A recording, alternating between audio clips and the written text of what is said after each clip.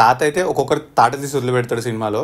Hi guys, welcome to the review of సీజు road to revenge. Cinema starting 10 minutes and ending 10 minutes మాత్రమే మనకి action sequences ఏమి ఉండవు.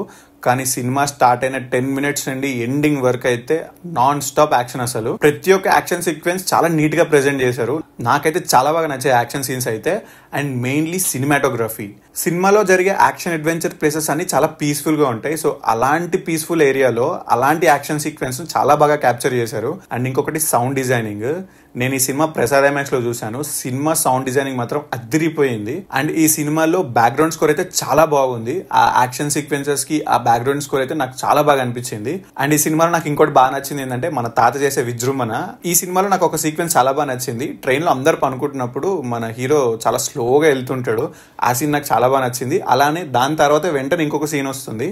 So ఆ scene కూడా నాకు చాలా బాగా నచ్చింది. ఈ సినిమా బాగుందా బాగాలేదా అంటే మాత్రం ఈ సినిమా నాకు చాలా బాగా నచ్చింది. నేను జనరల్ గా ఒక మూవీకి రివ్యూ ఇచ్చేటప్పుడు పాజిటివ్స్ నెగిటివ్స్ అని చెప్తాను. కానీ ఈ సినిమాలో ఓన్లీ పాజిటివ్స్, నెగిటివ్స్ లేవు. ఎందుకంటే సినిమాలో ఎక్కడ చూసినా యాక్షన్ యాక్షన్ యాక్షన్ అంతే. అంతకు మించి మీరు ఏం ఎక్స్పెక్ట్ చేయకండి. నాకు జనరల్ గా జాన్ విక్ లాంటి సినిమాలు అంటే ఇష్టం. సో చాలా డేస్ తర్వాత నేను అలాంటి మూవీ మళ్ళీ వస్తుందా లేదా అనుకున్నాను. కానీ ఈ సినిమా మాత్రం నాకు అలాంటి వైబే ఇచ్చింది. ఎవరైతే యాక్షన్ సినిమాస్ బాగా ఇష్టపడతారో వాళ్ళైతే ఈ సినిమా అస్సలు మిస్ కాకండి. And that's all for today video. And చాలా మంది వీడియో చూస్తున్నారు కానీ సబ్స్క్రైబ్ చేసుకోవట్లేదు. So please subscribe to our channel.